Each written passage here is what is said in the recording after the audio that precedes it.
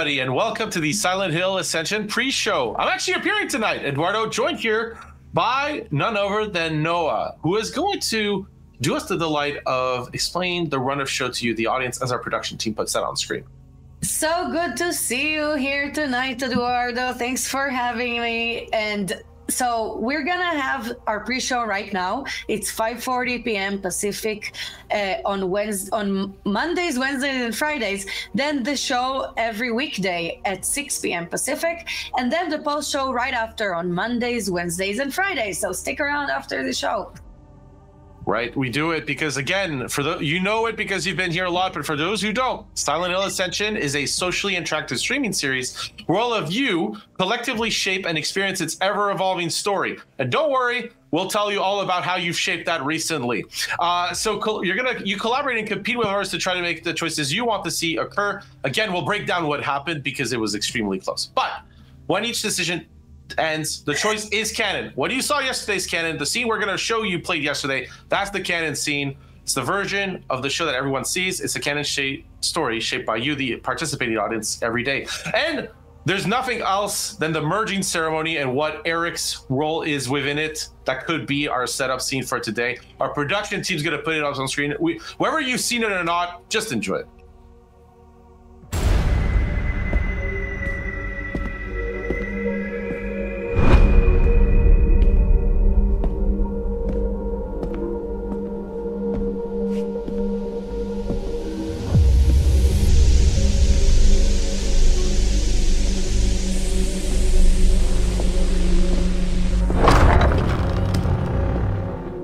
Time.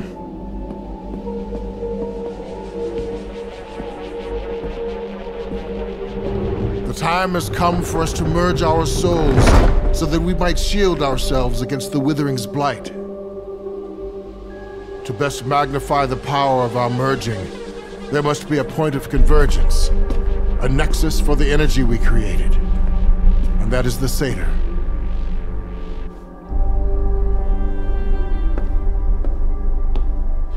I offer myself as the Satyr. Then come, join me at the altar and feel the warmth of our love.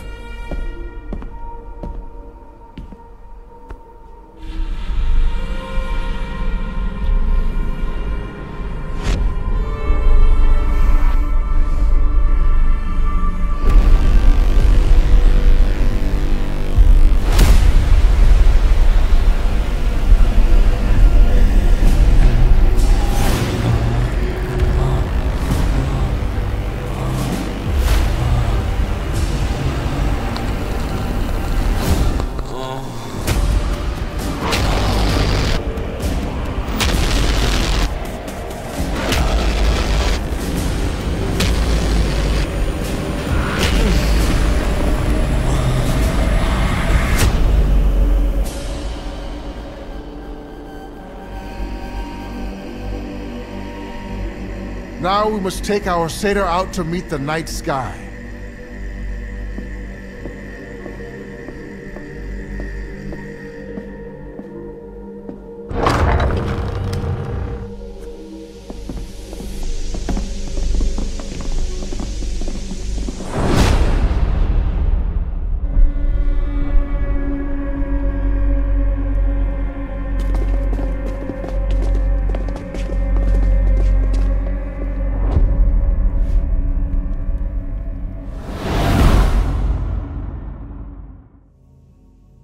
Welcome back, everybody. I hope you got to enjoy that again, but I can't help notice, Noah, that you are blushing.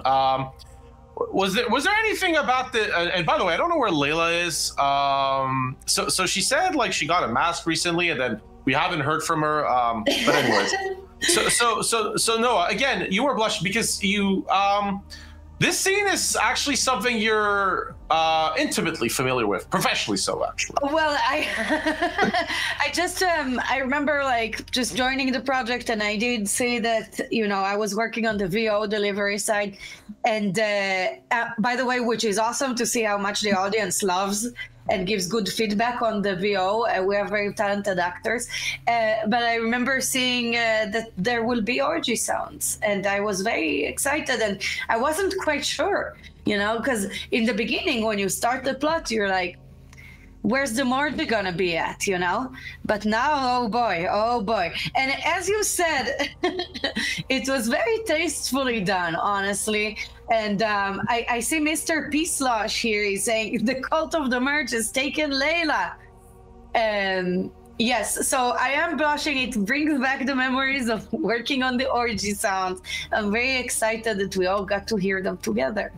Yes, and that's the thing. When I first heard this scene, right, I actually had the audio turned down a little bit, so I couldn't quite hear it. So audience, if you usually watch a show with the audio down for whatever reason, comfort, when the show is done, when the post show is done, and if you're curious, try with the audio a bit up towards like kind of the end of the discussion segment, and you can maybe hear the undertone of suggestibility. But one key thing here, and we will break it down as well, because we're going to look at Eric's profile later, not now, but in a bit. But that decision was unbelievably close. We're going to actually tell you how close it was at that point, but it almost was a rounding error in terms of which scene got played here. But the Damnation crew pulled through. Eric's going a little bit towards that side at least of affairs.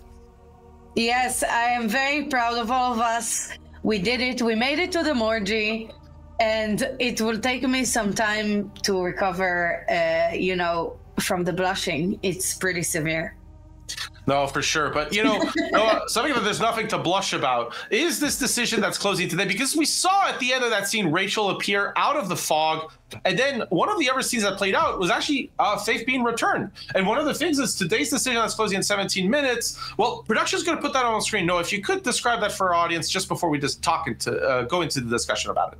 Yes, so we did see Faith return. What will Rachel do with Faith now that she's returned? So that's a fate question that we have. A fate question about Faith. We love those. It's a fate. No, it's a fate. But anyway, so she could either stay with her, which would be the redemption, or leave her with Eric, which would be suffering, or make Faith go with her, which is the damnation. And I gotta say, it's a bit shady for the Eric option is the suffering option. She might suffer from his lack of backbone and then sudden backbone growth. Yeah, no, backbone growth, satyr growth, whatever it is, it's really truly here a question of what do you want to see. And by the way, it's interesting for me that A and C lead to the same functional idea, right? Like she's with Faith, but it's a question of whether, because Faith reacted really strongly on Rachel in that scene. Like she comes back and she kind of doesn't want to go with her mother. She's like, you left me behind. Again with the silence. So, but again, that's Faith no quotation marks compared to Faith quotation marks. So the thing is, right. Like the attitude there is like, does she leave it behind, stay with her, like swallow her pride, or is she's like puts her foot down, goes like make Faith go with her? And I'm looking at the decision right now. It's on stay with her. Like the options are kind of close, but honestly, given how close they are on influence points, if you wanted to rally and change the outcome, audience, you probably could.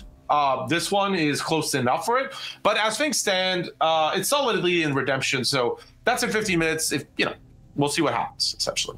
Right. And also Johnny Zombie Boy mentioned that the amazing music score is by Necoface. So worth a shout out. It's really good. You can hear it on all streaming platforms.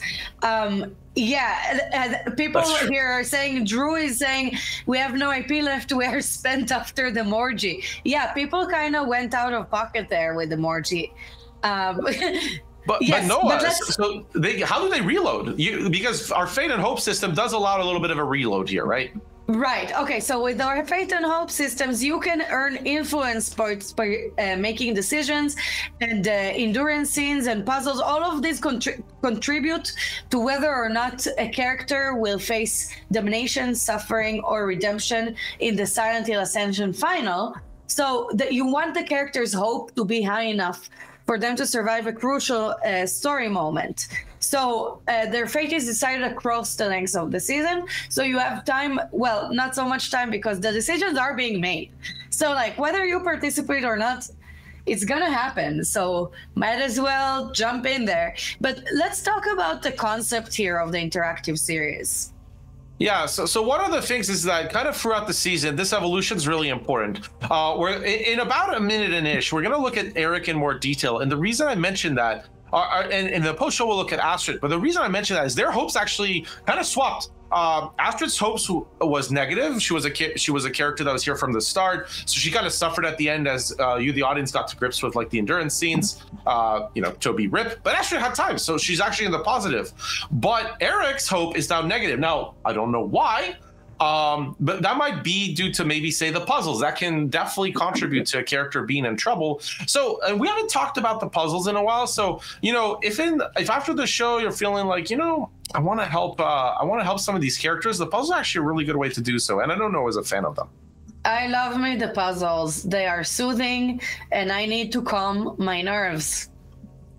Yeah, no, that's the thing. After that scene we saw, after the children being back, yesterday was a big narrative day, right? The children coming, obviously there's that decision that you're all spent for, but the children coming back is also a big event. Yesterday was probably one of the top narrative days in Silent Hill Ascension. I don't want to undermine it. It is, as we're going to see throughout the next days, now that the children are back, what's going to happen? It's going to start playing kind of into the long-term fate of these characters. And now we're going to have Eric's character profile on screen. Our production team's going to put it up. No, if you can read us through it, and then we're going to break it down because there's a lot of little features here that are important. Yes, this is a delicate interactive thing we are doing here. So it changes. So we're talking about Eric here. His general sentiment is strong redemption and negative hope now. So that's a change. And the top decision has been whose side will Eric tell Xavier is on? And the answer was faith, which is redemption at 67%. So that's a big one, big difference here. The most heated decision was how will Eric respond to Xavier's invitation? And as we know, community chose offer him as the satire, which was the domination option, and it led to stop Krista from participating, which is, it won over stop Krista from participating, which was the redemption option by less than 0.1% differance. So yep, that's true. On a hair. Yeah, so we our production team, our development team in the back was going like, how close was this? So they went into the system, they checked the numbers. It is less than the amount of influence points that is currently sitting on my account that I'm not using until I can sledgehammer it.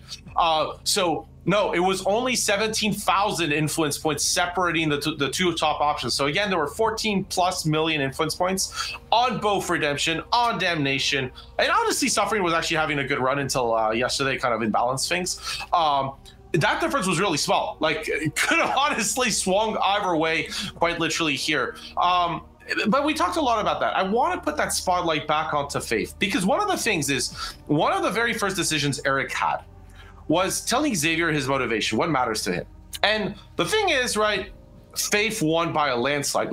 And it wasn't a small amount of influence points. We're talking like 6 or 7 million. It was actually a lot of you in the audience extremely strongly felt that Eric's core and key motivation and whose side Eric is on is Faith. So that relationship with his daughter as a father, absolutely critical, Noah. Right. So this, we all have our relationships with our parents. And here you see that Eric is really, he's pro-faith. He's pro his daughter. He seems to love her, even though the suffering, again, now tonight, the suffering option is actually to let Faith go with Eric. So that's really interesting to me, because it does seem to be, I did note his absence in the beginning when Rachel was looking for Faith in the beginning, but he was kind of like, maybe he didn't know yet, he was busy flirting with Krista. Xavier and the others. I mean, that's the thing. You're right. But you're right. Like, the thing though is, it's from Rachel's perspective, right? It's like Rachel might know that she'll be fine with her husband, with Eric, but not necessarily be happy about it, which is where the suffering's coming in, right? It's this balance of like, things are fine, but I'm not in a great position, right? So, you know, and Redemption's where she's kind of stepping up and taking that responsibility, and Damnation's where she's not taking the responsibility, just taking the action. Right. So let's check what's winning right now. Let us see. Production, could you show us again the closing decision so that everybody can see again? It's a big one. And by the way, the suffering, so it's not that Faith is going to suffer if she goes with Eric. It's that Rachel is going to suffer. That's very key. Yeah, you're right, Noah. That is extremely key. It's Rachel's fate and hope here. So Rachel's fate. So just consider that, because I think Faith would much rather go with her father. Well, I don't think, it's not like, I know I have really good deductive skills and I am kind of somewhat of a detective and a you know, a medium, but it seemed to me like Faith doesn't really want to go with Rachel. No, she's pretty like, you left me behind. I don't want anything to do with you. So like, and Meg, you're correct. Maybe she would be happier with her father and Foundation aunts and uncles, you know, as you do. But right now, the rally on Redemption's kind of ending. That kind of leaves you an option. You got about 8 minutes in the for you, the audience, to change things. But by the way, Noah, before we throw kind of an explanation on the endurance scene that our audience is going to face, because I know you're going to do that well, is, by the way, they've been talking about their favorite puzzles, which has been awesome to see as well. So we do see you, audience, for that. But Noah, endurance season is coming up, and that's important to reload those influence points after a well-spent Morgie. Right, exactly. So the Morgie left us all drained in more than one way. But when the endurance scene starts, you will have to time your inputs to the action you see on screen to help our character. So collective success means the character's hope will rise, like other things that rose tonight. Otherwise, it will fall. If a character fails enough endurance scenes, they may not survive future encounters, leading to their permanent death in the story. So these endurance scenes are one of the best places to earn large amounts of influence points. And remember, success or failure, that's a part of a collective story. It's not a personal judgment on you. The show is starting very soon, though. Eduardo, there's a lot to recap here. Can you please help us through it? Of course I will, because something else that will soon rise is that curtain. Now, again, you got to see the results of the Morgie scene, a big fan favorite for all of you. A lot of you took part in the end. Damnation won by very little. But what you should be keeping an eye out as the weeks move on, you know, you go out, you wake up, you see Rachel in the fog, the children. It's very obvious that their return is going to transform our story from the adults into something a little distinct, a little different. That's not a spoiler, by the way. It's just very clear that when a kid's been missing for quite a few weeks from the show and the season, you're going to see the results of that. You're going to see what they are going to do and how our current characters are going to have to deal with it. So, because of that, all that's really left is for you to enjoy the show, to see and try to deduce the mystery that might come out of it. Because, I mean, the kids are back, Noah, but why were they gone? How long? What's going on? We don't know. Now, with the good news for you, Noah, and the audience, is that mystery will get solved as the scenes play out. So, as a reminder, Noah and myself will be back for the post-show. We'll break down those scenes, but in the meantime, we'll say bye for now. Please enjoy the show as the curtain will rise on it, and we'll see you right after. Okay.